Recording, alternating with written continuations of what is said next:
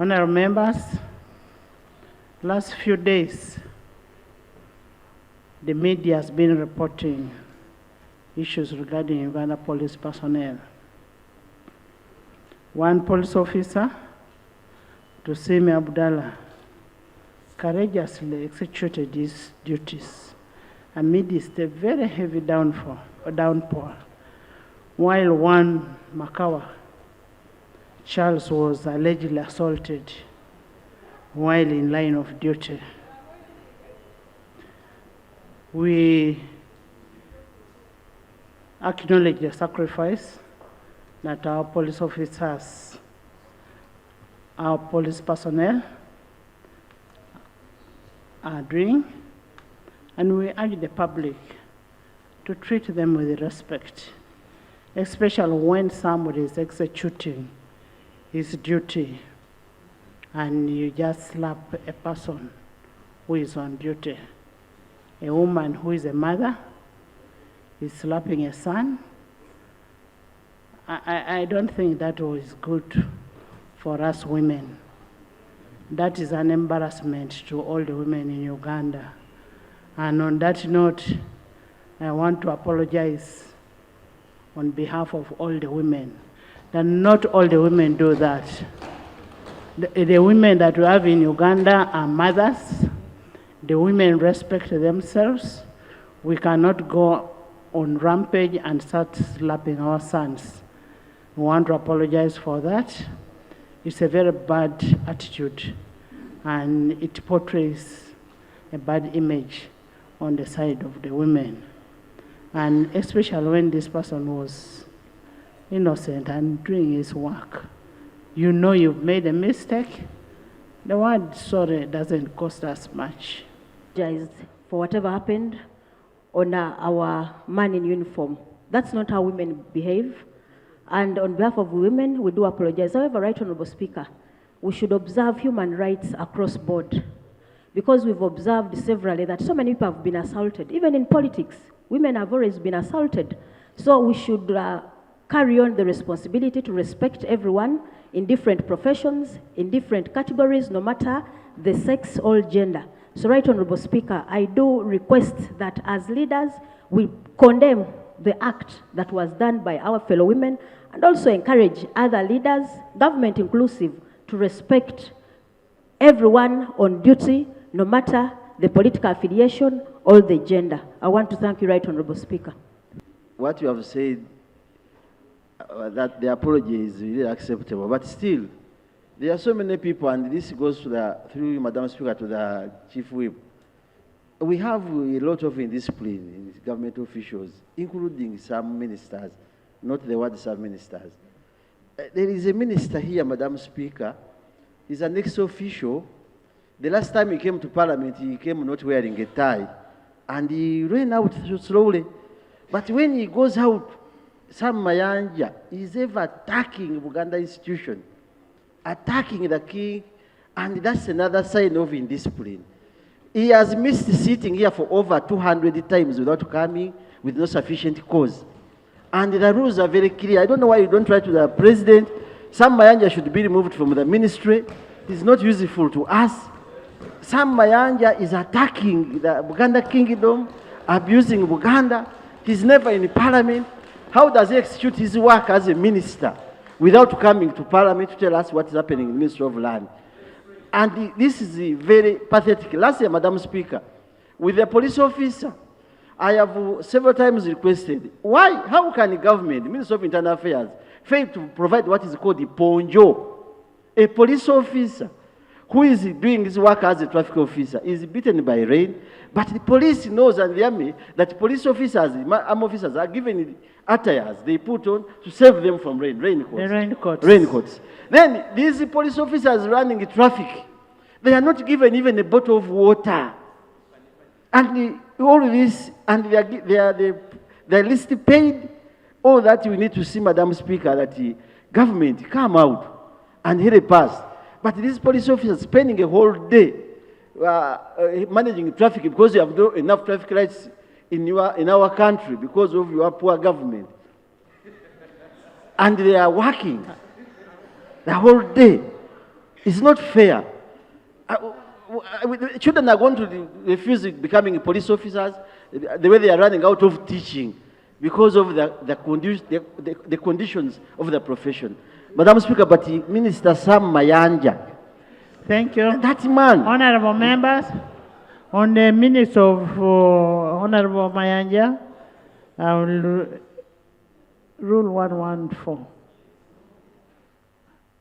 The leader of government business shall ensure that sub-rule 1 is complied with.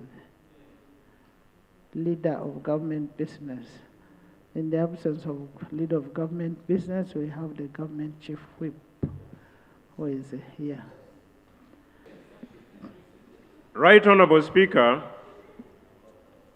we accept as men of Uganda the apology offered on behalf of the women for the alleged assault of a police duly executing his lawful duties. We accept that. But also too, this Parliament has facilitated the relevant state organs with the laws that are normally applied. In the case of this lady who assaulted the police traffic officer, she was arrested, investigated, charged in court, and remanded to prisons. So the due process of the law is on course in as far as this is concerned. On the question of the application of the rule, Right Honorable Speaker, you are the chief custodian of the rules of procedure, and the rules will normally be interpreted as they are, not as they ought to be, or as we wish it to be. So the rules, as stipulated, will definitely apply in this instant case you have quoted. Thank you. Thank you. Follow our rules, and we handle that. And I am happy that the person is being taken to prison for the misconduct. I want to thank you so much. Mitoma,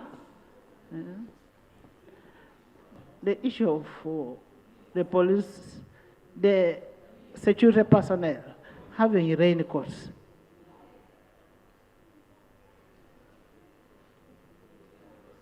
Internal Affairs.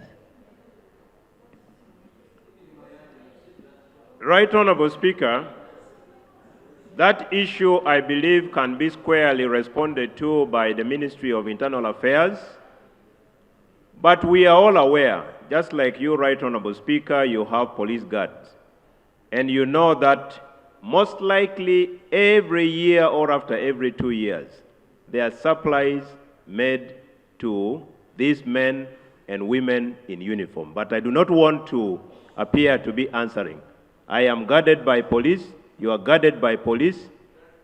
So let that issue of the raincoats, including the other logistical arrangements in terms of the dressing of our men and women, especially during rainy season, be answered by the Ministry of Internal Affairs.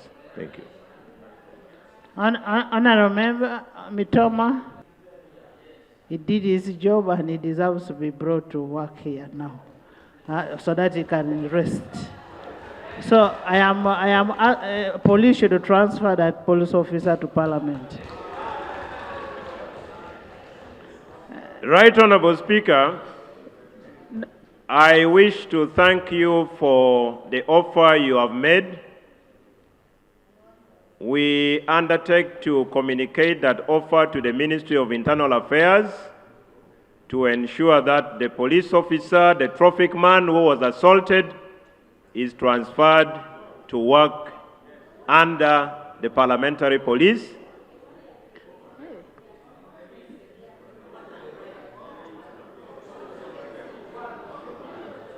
Honorable members, both of them. The Speaker, okay, both of them. The Speaker has ruled. Both of them. In the first case was one, but now she has said both. Both.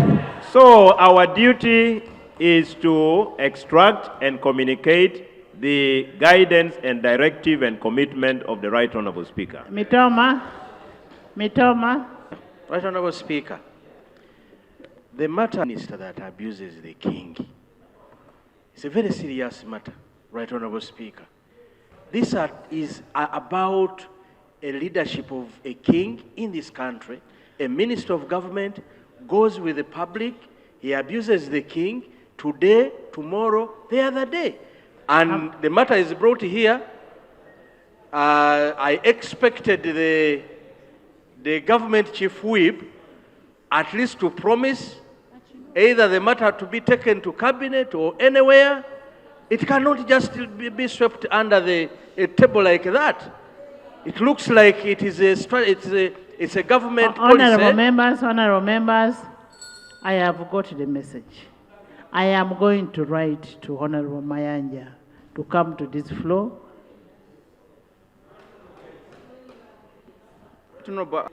You first switch on.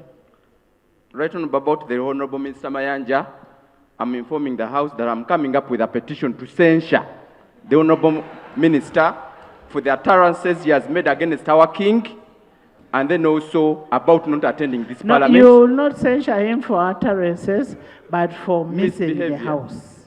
All right, for missing the House. Next week, Mr. Speaker, I'm informing the House, I'm coming up with a petition to censure the Honorable Minister for missing the House.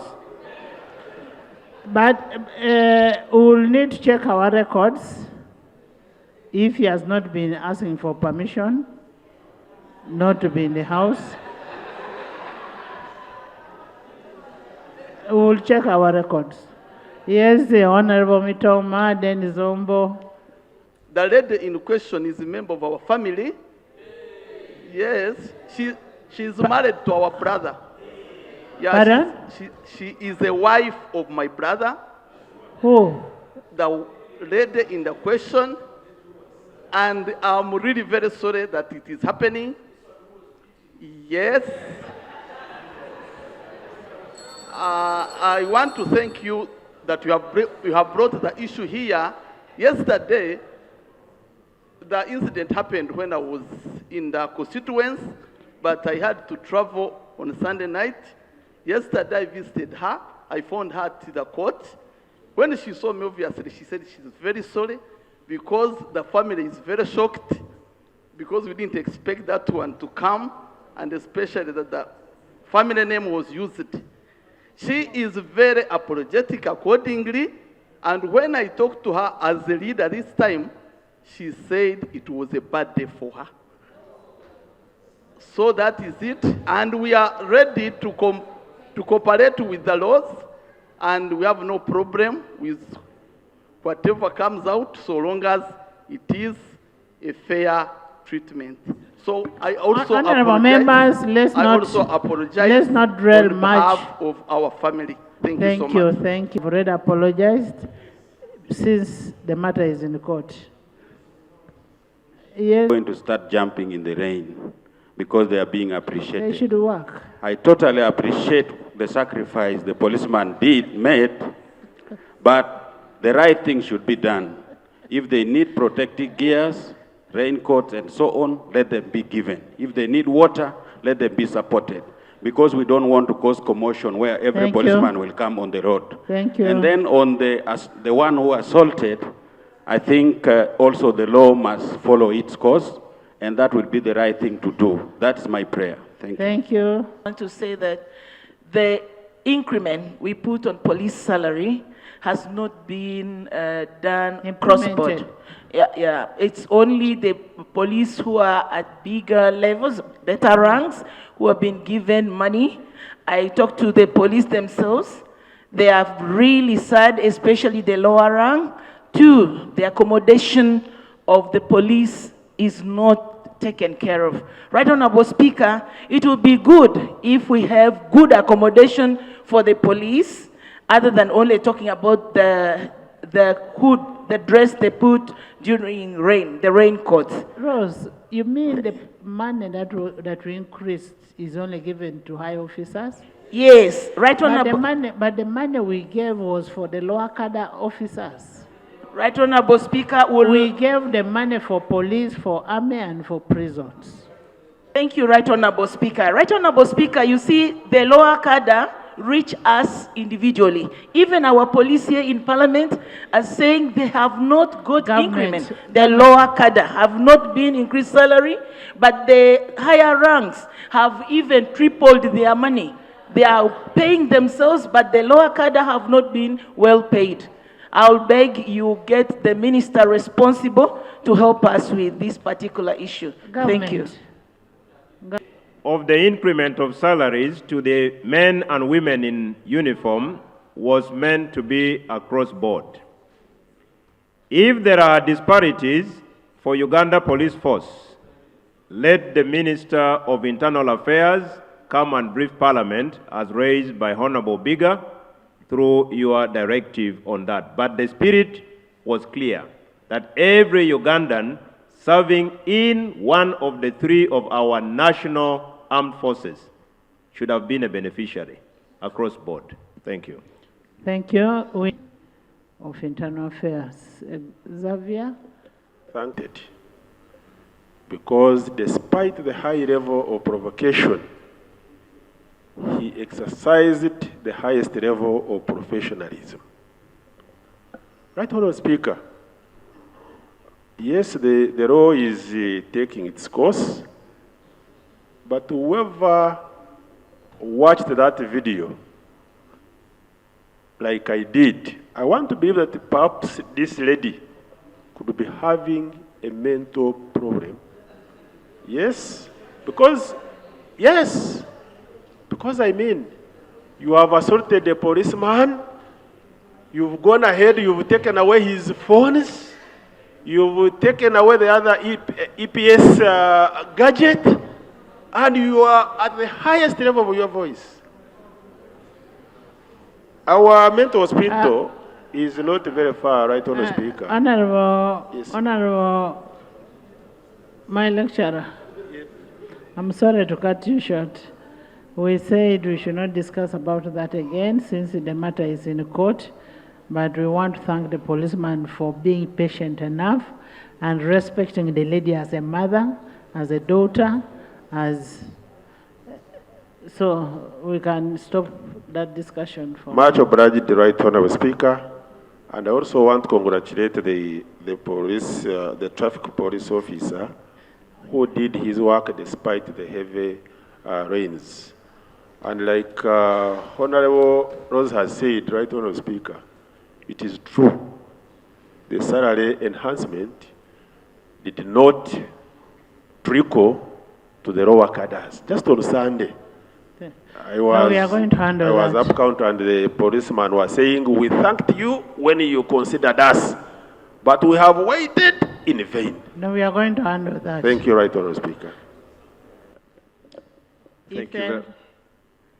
Thank you very much, right Honourable. In this country, the institution of counseling and mental health, because there's a lot of stress and bitterness in the community, and these institutions mean to be. That came to the limelight because there was a recording, but there are many things that are taking place behind the scenes. And so as an institution or as a government or as a country, those institutions must be strengthened where people can seek refuge in moments like that before they come to the public. I beg to submit. Thank you. In passing it, Right Honourable Speaker, in my understanding, I thought that a full police uniform includes a jacket, a rain jacket. So I would request, because that's not the only money we have been voting as Parliament, we also voted the money for housing, for building houses for police. I think, Right Honourable Speaker, let the minister responsible for foreign affairs give us a internal affairs, give us a comprehensive report on the monies that we have been voting and what it has done. Thank you very much, Right Honourable Speaker. Issues that have been raised concerning the police, their welfare, and how the Minister of Internal Affairs is handling the payments related to both police and prisons. And army. And the army, but specifically I want to talk about internal affairs, because if a recruit goes into the training school, they are supposed to be paid. But From the time they report. Yes, I can inform you that the prison warders for the last 2 or 3 years who have been training, that 9 months, they have never been paid. And yet the money has been voted here. The same with the police.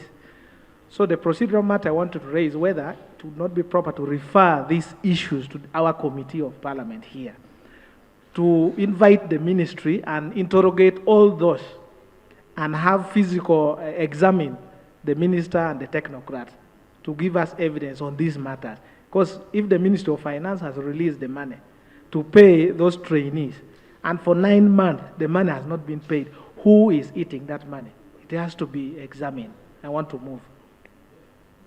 Odur is saying that the Committee of Defense and Internal Affairs should take up this issue and report to the House. And I think that is a better way. They should take up this issue and report within 2 weeks. Chair is here.